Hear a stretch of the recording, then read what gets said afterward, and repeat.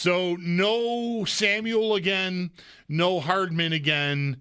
I mean, the game is in 2 days. They fly tomorrow, you fly tomorrow, and then the game. You know, these short weeks, they come at you fast. Yep.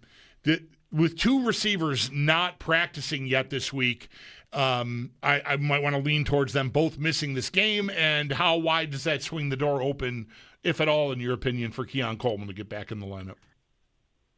We should also mention no Shakir for 2 days. Oh, right. Reasons.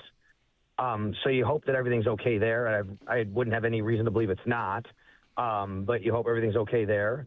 Let's just assume it is, and he plays, because if that's not the case, then certainly you're going to need Keon Coleman to play. But I was going through this exact same exercise with our buddy Josh Reed while we were waiting to get in, and I'm like, let's go through the numbers, like who's going to play, who's not.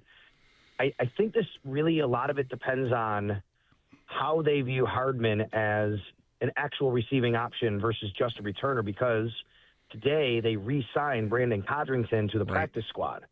That's an indication to me that they would elevate him to just be the returner for this game.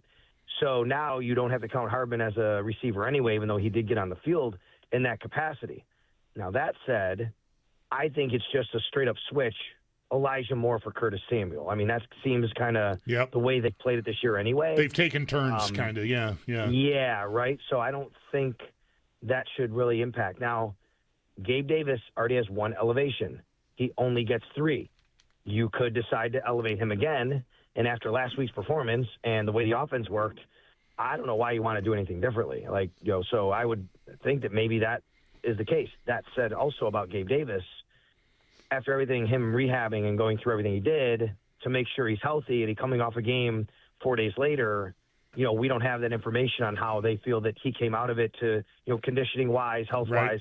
Not to say that there's any concern there, but you just know how these teams think and how they want to make sure they manage these guys. So I do think there's a chance that Keon Coleman could play. I just don't know what the mechanism would be for how the roster would work to make that happen. Yeah.